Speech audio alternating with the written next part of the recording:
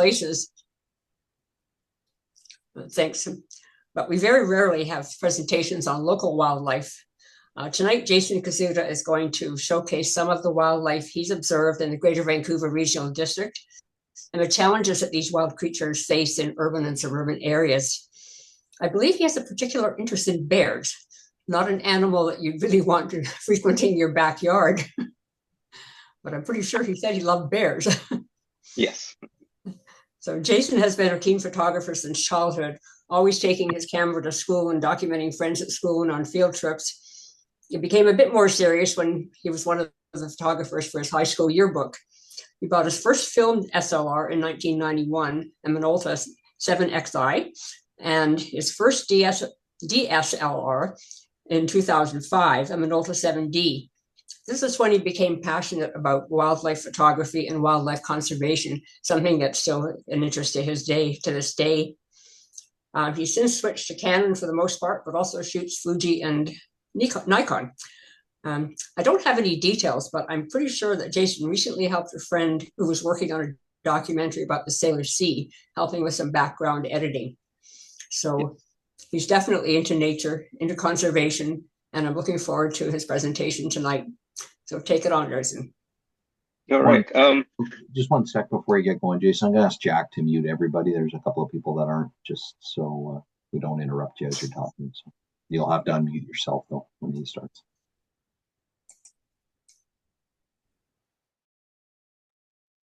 There you go. You're all muted. I'm good to go. You're good to go. All right.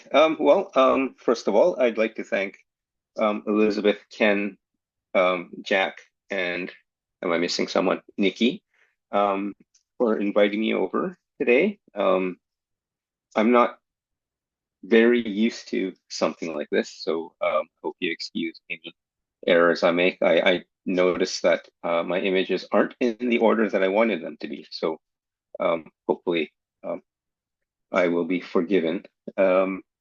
So as Elizabeth mentioned, I started photography at a young age. My mom and my dad gave me a camera that I took on school field trips and just documented my friends and whatnot from probably around grade 5. And just loved taking pictures, wasted a lot of, or spent a lot of money on film back in the day, wasted a lot of my parents' money on film development and whatnot back in the day. And then I got into wildlife photography in 2005-ish, probably more seriously after 2008. And I was T-boned by a taxi that ran a red light. And after that, I just bought a camera, and I had to stay active because of my back injuries and whatnot. So I just went around shooting animals, and a friend invited me out to Boundary Bay to shoot eagles, which I'd never done before. Oh, bald eagles, okay. And I went out there and I got hooked, and here I am. And so hope you like. So bear with me here if I start up Lightroom. There should be a share. You should be good to go for sharing, Jason. Where was that again? Put on my eyes. Green button at the bottom of your screen. That's right. Thank you.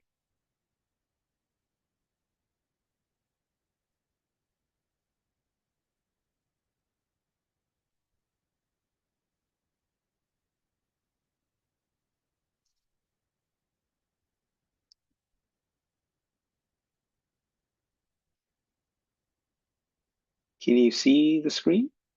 Not yet. We're still seeing you.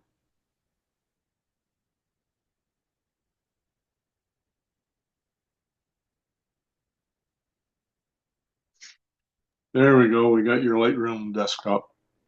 All right. So I guess this is the image that got me interested in photography. This was back in 1994, I believe, on a family trip out to Jasper. and I was just amazed to see the elk just walking around in the middle of the city. And unfortunately, this guy on the left here, with the lovely 1990s mullet, was drunk and went up to the elk and slapped it. And I thought, well, that's not nice. But at the same time, I just stood there waiting to see what'll happen. And he went up and slapped it again and saying, "Hey, come on, let's fight." And I was getting ready to get my Pulitzer Prize winning shot of the elk, sending him to the next week. But unfortunately, someone came by and grabbed the guy and pushed him away. But anyways, this started my love for photography, in addition to the wildlife that I saw in and around Banff and Jasper. So, and of course, this was back in the film days.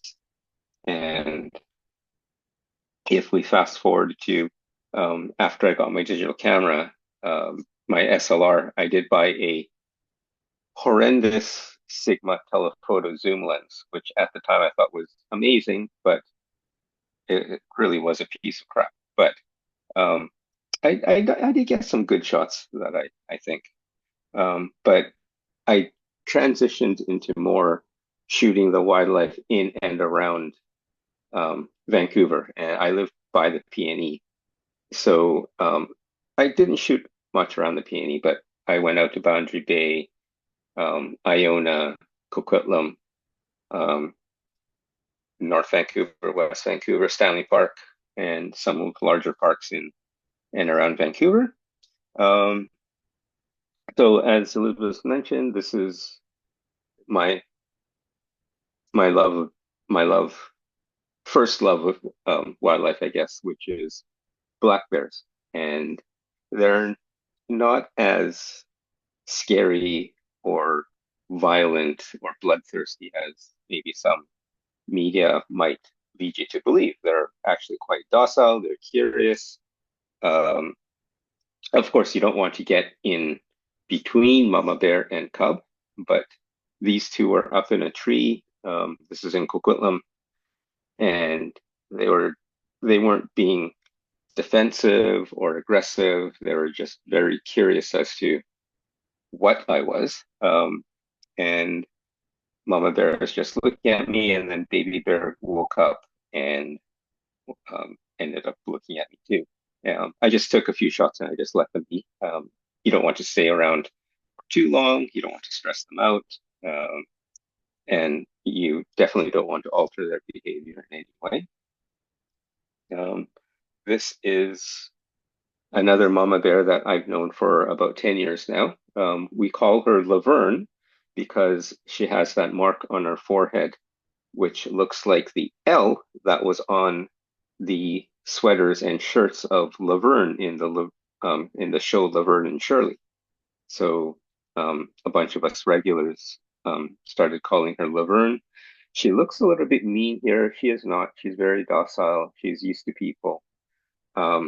She was actually sleeping in this clump of ferns when I walked by, and I didn't know she was there. And she suddenly got up and looked at me, which gave me a bit of a fright. But I would like to think she recognized me and just looked at me saying, "Oh, it's you again." I'll just go through a few of these shots. These are all from Coquitlam, Hyde Creek Park, Vinicata Park area. Oftentimes on a hot summer day or whatnot, bears will climb up a tree where there's a bit more of a breeze than there is at ground level, and they'll stay up there for however long and come down at dusk. This guy was, I think, about a third-year bear, and he was just in the tree next to the trail as we walked past. I try not to have a lot of man-made objects in my shots. I try to, even though I shoot in the middle of the city or just outside the city, I try to make it look like I've shot the photo out in the wild, but this was a short-eared owl out in Boundary Bay, where the BC Hydro training facility is, by 72nd. I just liked the tension that the barbed wire conveyed. So this is a creek just outside of Vancouver. When the chum salmon run, the bears will come and fish, and mama bears will come in with their cubs and teach the cubs how to fish. So this is a first-year cub, excuse me, trying his or her hand or paw at trying to grab a fish. So this is a short sequence of photos of him or her chasing the salmon, trying to catch it. And then finally, Mama Bear comes. This is Laverne, the big bear that was in the ferns earlier. And she came along and grabbed the salmon for them. There is another cub there who was not participating in fishing. This is Laverne again, where she grabbed the salmon, ate it right in front of me, and probably, oh, I don't know. This is full frame on a 600 millimeter lens, and she pretty much filled the frame, as you can see. She ate the salmon, took about half an hour eating the fish, and she left it there. And of course, the salmon will decay and provide nutrients for the forest. But before that, there will be other scavengers that come by. And along this little stretch of creek was we think it's a female red-tailed hawk who would just be sitting in the trees and wait for the bears to finish their fish.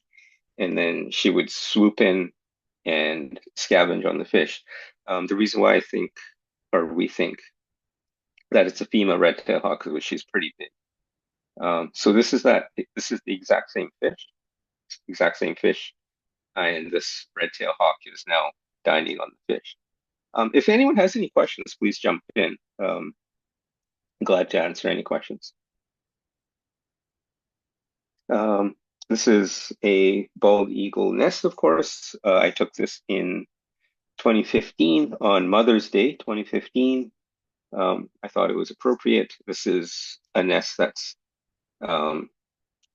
near the PNE, actually in the PNE, in one of the parking lots of the PNE, right on the corner of Hastings and Renfrew.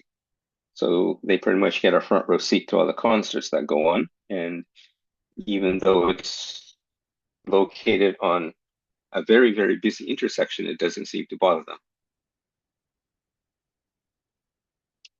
them. Bobcat. This bobcat was at Maplewood Flats in North Vancouver.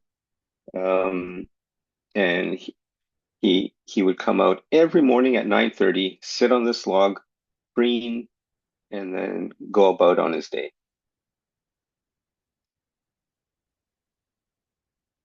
This is a bush tit nest. Again, this was, I think this was in Ladner Harbor Park, right next to the marina.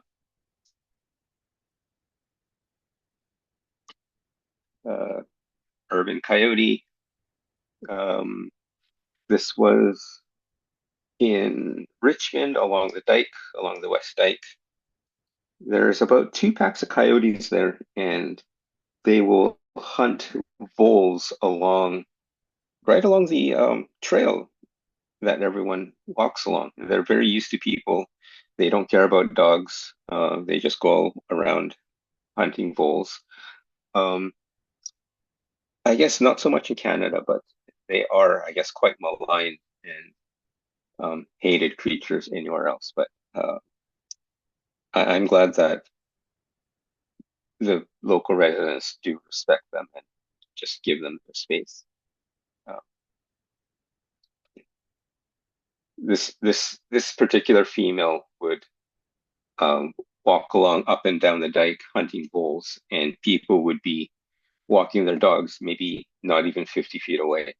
This is with a 70 to 200 lens, I believe. A very urban coyote. This was a young female in Stanley Park, and she would, if you just sat on the trails, she would come by every 10 or 15 minutes on her patrol. She would occasionally lie down on the sand traps in the golf course there. So there she is on the sand trap on the golf course at Stanley Park. Unfortunately, we never saw her again after the big coyote cull there. I think it was 2 summers ago or 3 summers ago. So I don't like to think this, but she may have been one of the ones that were killed. Urban bears. This is, like I said, I don't want to really show the hand of man in my photos. I try to keep my photos to look like they're shot in the wild. This is the exact same bear. This is Grinder up on Grouse Mountain, and an orphan bear along with Kula, who are captive bears on top of Grouse Mountain. If you can make it up there at some point, it's amazing to watch them. But I think he's watching the hockey game here. He just came down to the pond to have a drink. And there's a ledge. If you go around to the back of the enclosure, there is this spot just underneath the chairlift where he often goes there and just observes the people.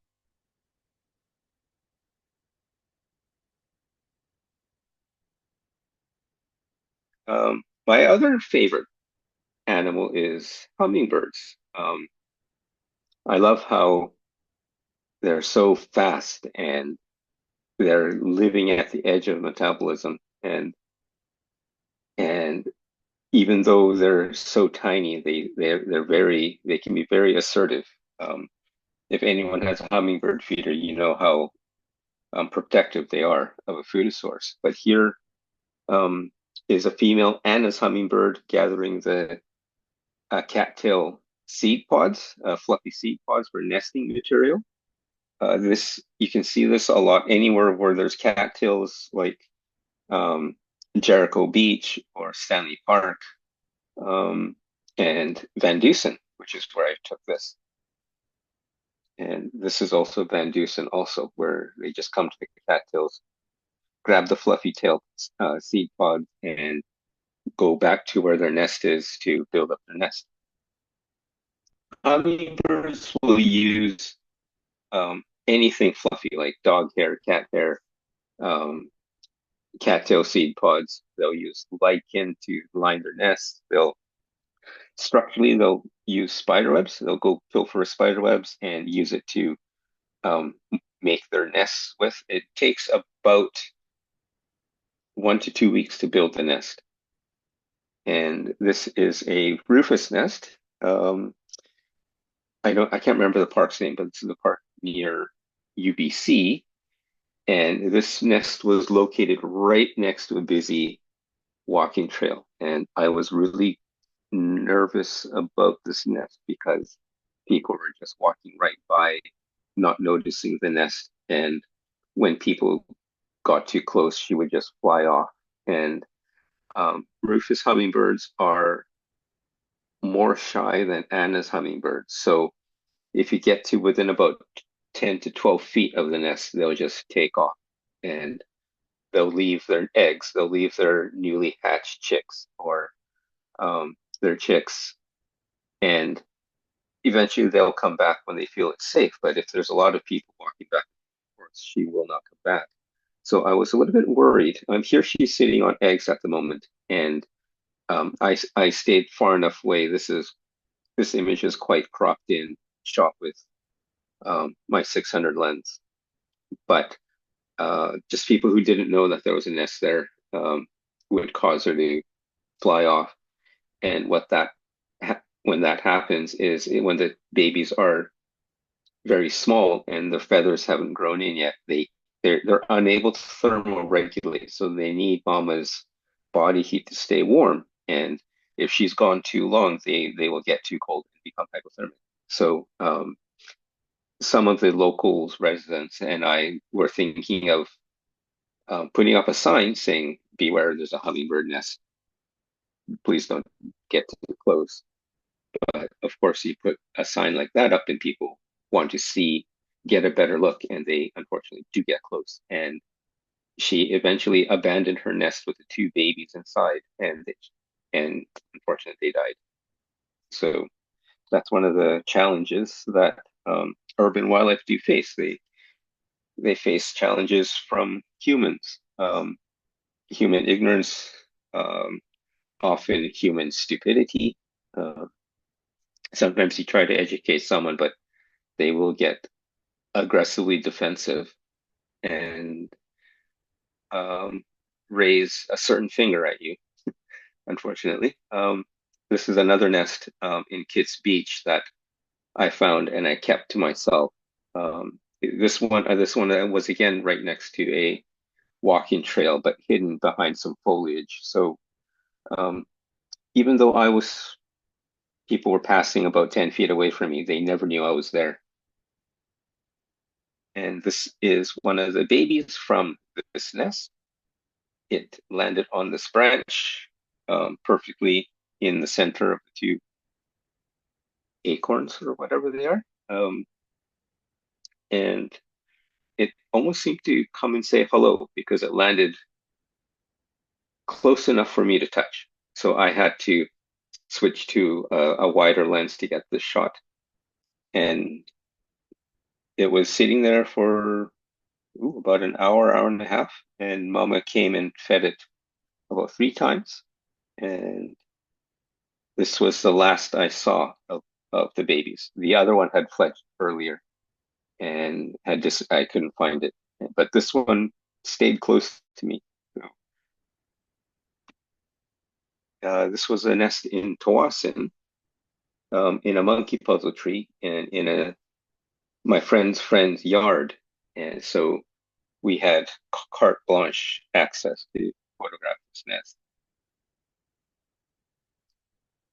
And I think she's quite smart building her nest on a monkey puzzle tree because she doesn't have to worry about squirrels predating her nest. Those leaves are very sharp and very hard. This was a well-protected nest in a cherry blossom tree in Van Dusen. Fearless little bird. There were people walking back and forth very close to the nest. But unlike the rufous nest earlier, she fledged both chicks.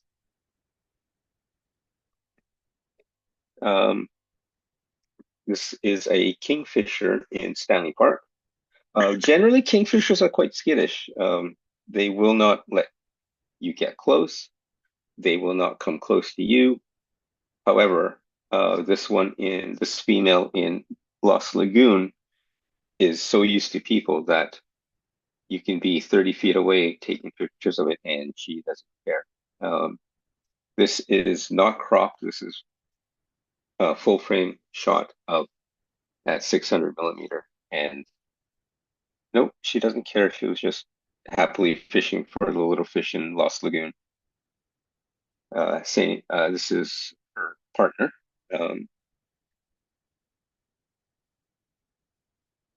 And this is again Stanley Park by third beach, near where the concession stand is, the oyster catcher with baby. Very unusual to see, I guess, oyster catcher chicks in Stanley Park.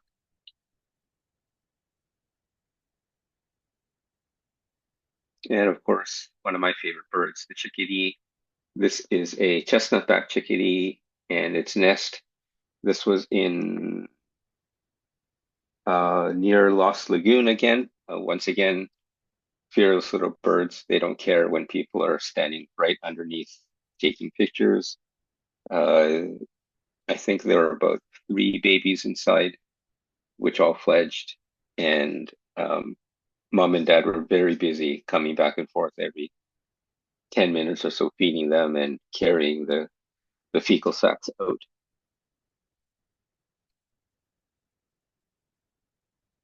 This is a river otter in Lost Lagoon. Once again, people were gawking, taking pictures, eating one of the big carp in Lost Lagoon.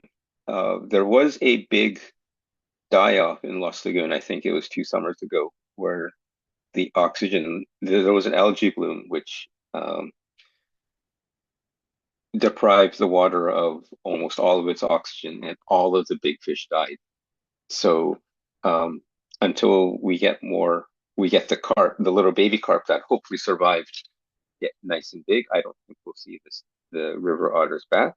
But you used to be able to see the family of river otters quite often in Lost Lagoon.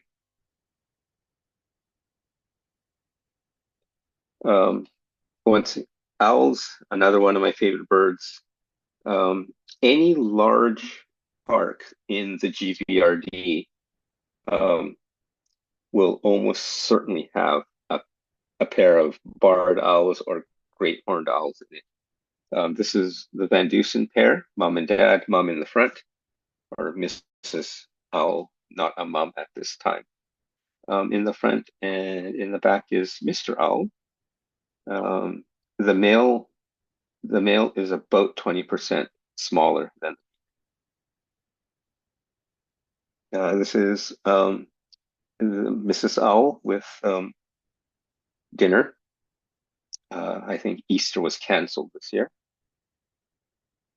Now, I don't know what everyone thinks about artificial intelligence, but this was cropped very tightly, and because I couldn't move back, and the actual edge of the frame is right here, and right here. I couldn't pull back any further, so I extended the edge of the frame using AI, and this is with Adobe Photoshop's generative fill feature.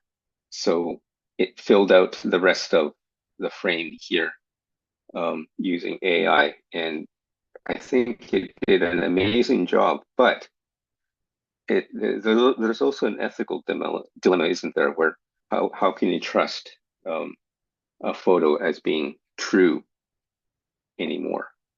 But I think if someone used AI, it should be disclosed, even if it's just extending the frame and not really adding or subtracting a major thing. But I am disclosing to you now. This was once again, this is Van Dusen Gardens, where this baby owl fell out of its tree and then spent about half an hour trying to go back to its nest, but chose to go back up another tree. And I guess at that point it had officially fledged. And so it never went back to the nest and was fed by mom and dad. This is the same owl in Van Dusen Gardens, sorry. This is Mr. Owl at Van Dusen Garden, and he is keeping a watchful eye on his on all the people standing around looking at him. This was a nest in White Rock. This tree has broke where the nest was in the tree, so there were three holes in this tree. You can see mom is in one hole, there's a baby there, and there was another hole off to the right.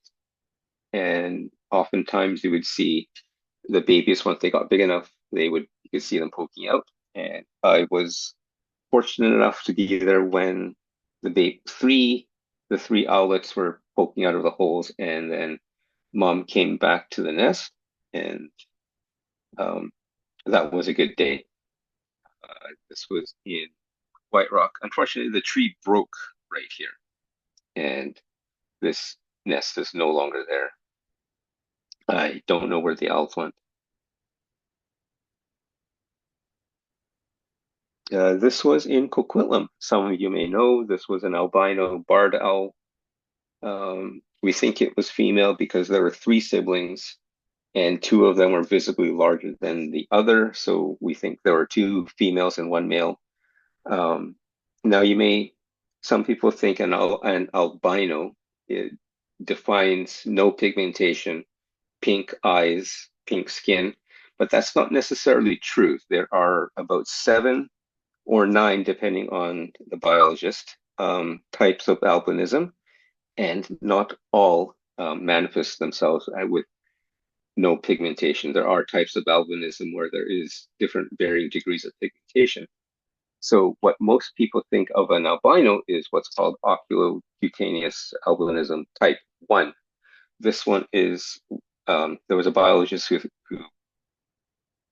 thought this owl was afflicted with oculocutaneous albinism type 2P, which means it's very similar to type 1 albinism, but there is some pigmentation. Her eyes do have pigmentation. So with the type 2P variant, they are born or hatched in this case with pink eyes and hardly any pigmentation. But as the individual grows older, they do get pigmentation in their eyes. And what causes the pigmentation in their eyes is melanin.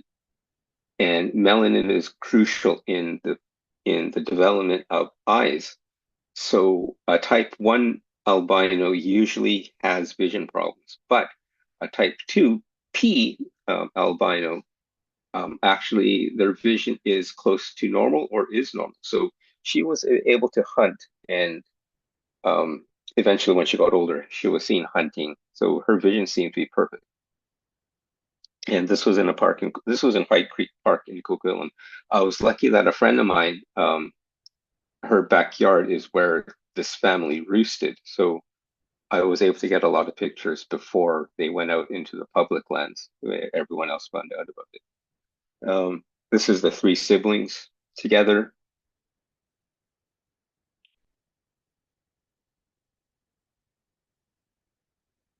And I think this is one of the last shots I got of this individual, because word got out the family was going out into the public areas of the park. So people found out about it, and it was just a zoo. 80 people were standing around together, blocking pathways and whatnot. So I just stopped going after 2 weeks. And that's another problem where a lot of well-meaning, but people who aren't thinking properly, not thinking about other people, they'll block pathways. They'll get into arguments with locals. They'll show up at 5 in the morning, slam their car doors, talk loudly when people are still sleeping. Yeah, the locals were quite fed up with the photographers. Again, this is a great horned owl nest. This was in Delta, right next to a busy port facility. This is their 3 babies. This was a northern hawk owl in Pitt Meadows. Again, in a blueberry field right next to a busy walkway where locals would run, bike, walk their dogs. It started snowing and everyone took off except for myself and about 5 other people. So we were the only ones who got the shot of the owl in the snow. The owl is on blueberry bushes, which turn red like this in the wintertime. And then once the chlorophyll starts being produced, then they'll turn into this fiery orange color and then eventually into the green. This northern hawk owl stayed around for about 3 months and was gone. But this is the same individual as this one. Pygmy owls, urban pygmy owls. This one was in a residential area in Coquitlam by Deauville Slough, and he was there for around 3 months too, right next to a busy pathway, just hunting the bulls. Didn't care. There were about 80 photographers around. So there he is with his friend who's just resting. I'm sure a lot of you are aware this is Brunswick Point. I mentioned, or I heard mentioned that there is going to be an outing at Brunswick Point. You'll probably see these fellas there. And we had an eruption of snowy owls back in 2012. I believe it was the winter of 2011, 2012, when there were maybe about 24 snowy owls in Boundary Bay. There was a larger eruption in 2005, 2006, where there were about 50 of them. Sorry, this is back in 2005, 2006, actually. This was 2012. Snowy owls, when it gets really, really cold up in the Arctic and their food source dwindles, they will come down south in search of food. One problem is when they come down south, they expend a lot of energy to fly down south, and they need to rest a lot. But because snowy owls don't come to the lower mainland very often, of course, all the photographers go crazy over them, and they're running amok in the fields, flushing the owls, forcing them to fly, forcing them to expend energy when they should be resting. And a friend of mine who does necropsies for the BC government said about 35 owls died that year due to starvation, and because people weren't being ethical. They were going out into the marsh, maybe not meaning to flush them. Some definitely were trying to flush them to get a flight shot. Some maybe didn't see the owl and forcing them to flush. But yeah, please don't go out into the marsh and chase the owls. Definitely don't chase the owl. All my shots are taken from the dike or just crouching down off the dike, but I never go into the marsh. So this was back in 2006. This was a pileated woodpecker nest in Pacific Spirit Park.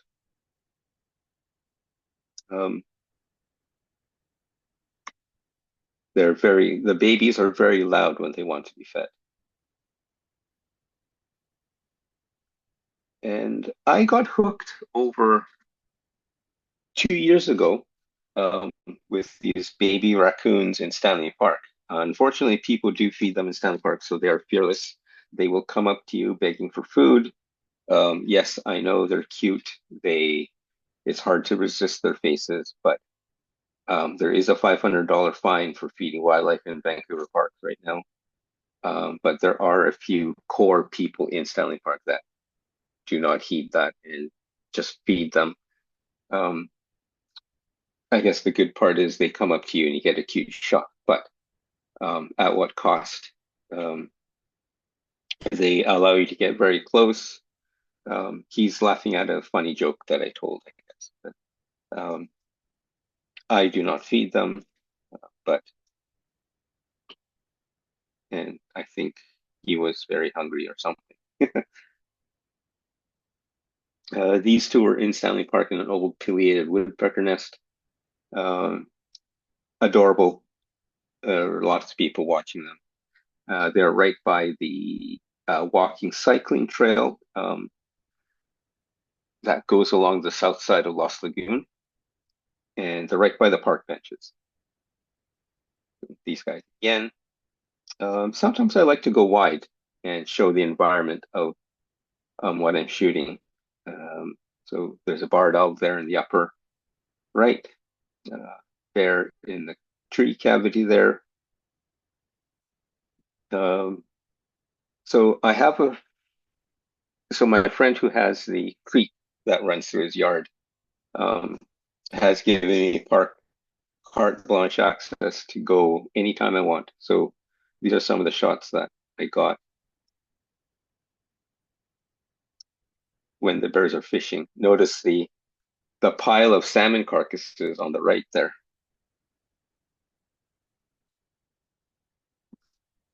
If you do encounter a bear or a bear sees you off in the distance and they stand up, it is not a sign of aggression. They're just curious. They want to get a better view of you. And so don't be alarmed. They just want to get a better look, figure out what you are.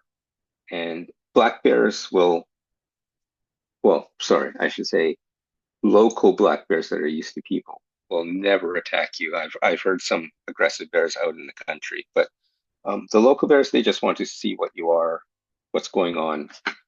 This bear stood up in front of me and was just curious as to what I was. He wasn't being aggressive or defensive, just wanting to know what I was. So I snapped a picture and I just kept on going. There's another bear in the tree. I love taking pictures of sleeping bears. They're super cute. They look so peaceful. I don't know how this one didn't roll off the tree. So this is my friend's property where he's given me access, and I was photographing this mama bear teaching her cubs how to fish. And my friend and I were standing there photographing this family for about 10 or 15 minutes when something caught my eye, and I looked to the left, and in the tree right next to us was a bear sleeping. And she was sleeping a belly full of salmon off in the tree. And we were probably about 30 feet away and we didn't know. And she just looked at us saying, "Oh, it's you again," and just let me sleep. So we gave her some space because bears, even if they're used to you, they can be unpredictable. But she stayed there for as long as we were there. I've known this bear since the previous year when she was a cub, and at this point she is about a year and a half old at this point. No, sorry, she's in her second year, so she's almost 2 years old at this point. Further downstream, I'm not quite sure why this heron was getting nervous, but eventually I think I'll figure it out. More urban bears. Two families out for a stroll. And this is just a few pictures of bears fishing.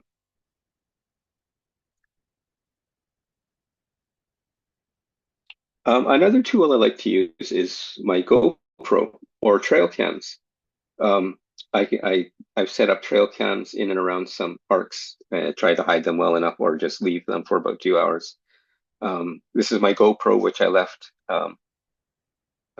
leaning up against a tree, and this young bear came by, found it, and thought it might be good to eat. So I got a nice picture of the inside of his mouth. The GoPro fell over, and now the bear is curious as to what my GoPro is. And needless to say, when I found my GoPro, it was covered in slimy saliva.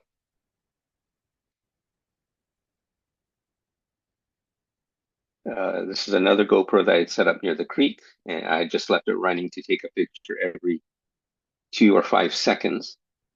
And this bear cub came by. Another GoPro shot. Got licked again.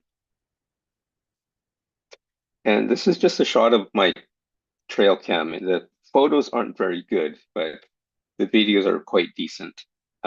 So I set it up against this natural bridge that animals use to cross the creek. And sometimes you just gotta have fun. You can't be serious all the time, right? So this was a bear skiing competition. I think his name was Barry Manilow. And I think that's it for me. Thank you for bearing with me and my photos. And I once again thank you for the invite. Should I just hit escape? That was really cool. Yeah, really good. Well, thank you, Jason. Yeah, thank you. That was great. I don't know. Could you see the things that were popping up on chat while you were talking? No, I didn't. No. I didn't Okay. see anything. Okay, so the first one was Anne Murray saying she loved that hummingbird at the cattail photo when it was pulling the things out. And Oh, yes. Yeah. Carol Rennie said adorable, and I think it was one of the baby owl photos. And Joe Stevenson, our Easterner, fantastic photos. Anita, great photography. Annie Caps, great accompanying dialogue too. Thank you. I agree. It's it was a very nice presentation, Jason. Oh, thank you. And you're so right about some of the things, you know, the photographers that cause big problems. Actually, on our website, there's a document that we produced, I think mostly with Anne Murray's help, on ethical photography. And we're having so many problems at Brunswick Point. Oh, yes. With the photographers going out and frightening the birds. And so we produced a document and worked with the province on that. And I don't know what happened in the end. Sid may have some idea if anything ever happened with that. But we were trying to get, you know, more signage out there telling people to leave the birds alone, you know, just to, you know, use your telephoto lens. That's what it's for. You know? Yeah. So and I was laughing when you were showing the pictures of the raccoons in Stanley Park years ago. Many years ago. I mean, I lived in the west end of Vancouver for 25 years. And so Stanley Park was my backyard. And there was a fellow who actually set up a little children's picnic table. And he put little cans of cat food out. And the raccoons sat up on the benches and ate from the cat food cans. I mean, it was really cute, but it was really bad thing to do, of course. Yeah. Yeah. And Shanti just put a comment up there. Can I get it again? Oh, why did I not get that? Oh, Shanti was just saying amazing photos, but I can't get that thing back again. Thank you.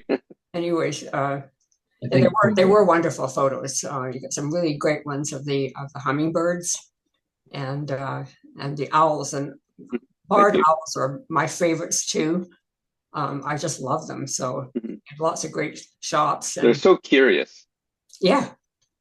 I actually had one sitting in a tree.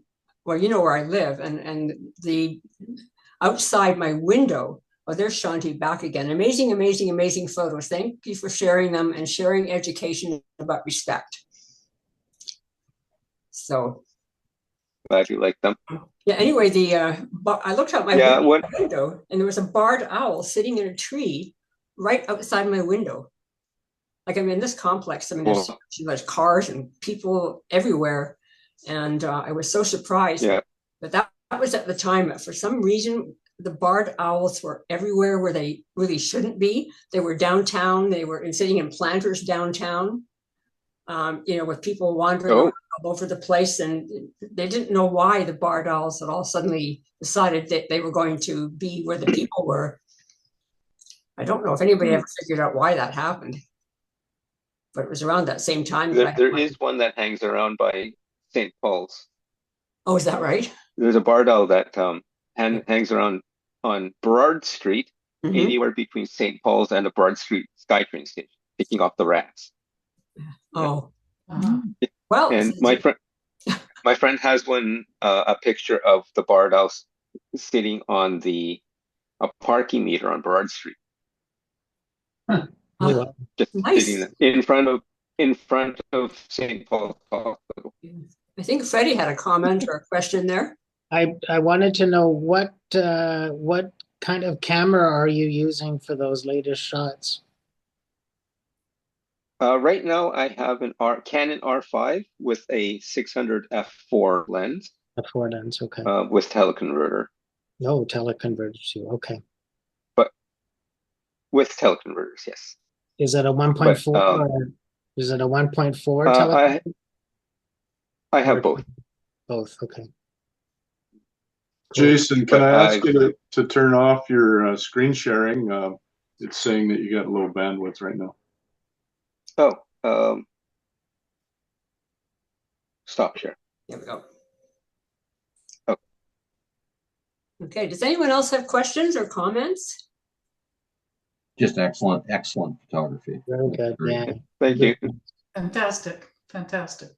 I'll second that. Wonderful photography. Oh, thank you.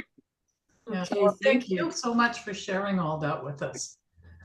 There will be more because I was helping my biologist friend with the Western sandpipers last year at Brunswick Point, and we're going to do that again this year. We have the permits to go out into the mudflats and fly drones and this is for a CBC documentary, which I hope will air next year at some point.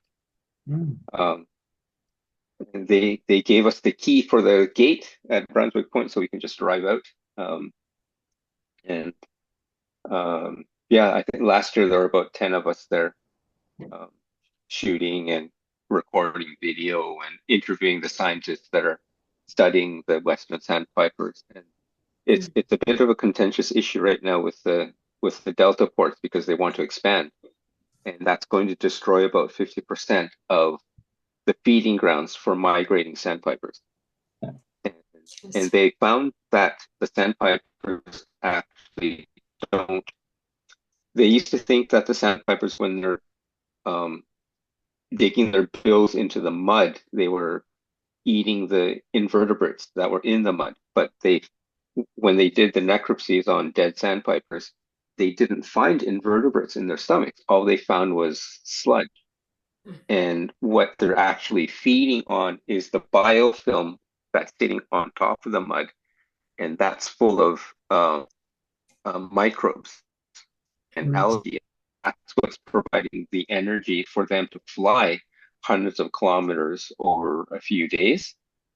And the habitat that biofilm occurs, Boundary Bay is one of the big stopovers along the way, and 50% of that's going to be destroyed. 50% of the existing mud flat going to be destroyed, and biofilm won't be able to grow on it. And when they built so there's that part of Boundary Bay between the ferry causeway and Delta Port. That used to be the same mud flats that had the biofilm, and now that's gone. And it's been taken over by eelgrass and whatnot. If you go down there, the herons go down there to feed, but there's no more biofilm for the sandpipers. So what's there now is 50%, maybe even less of what it used to be. And now the new Deltaport expansion is going to further destroy that to 25% or so of what it used to be. So that's not very good for the sandpiper. So we're trying to prevent this. We're all very well aware of that problem, and at least two of our members, Anne and I think Anita as well, spoke at the public hearings. Great. A few years back, and we've written letters from Delta Natural Society. Everybody and one of our members, so I think he's actually not a member anymore. He's very much tied up with BC Nature, but I mean, he has been fighting. He had the Against Port Expansion website and has been fighting against the port expansion because of the Western sandpipers for years. And, good. It's just it's terrible to think what's going to happen, but I think we may have lost that battle. Yeah, unfortunately. But never give up. Well, Eco Justice is still trying. Yeah. So, Okay. I wish I could have shared some of the shots that I got. I Pardon? can't for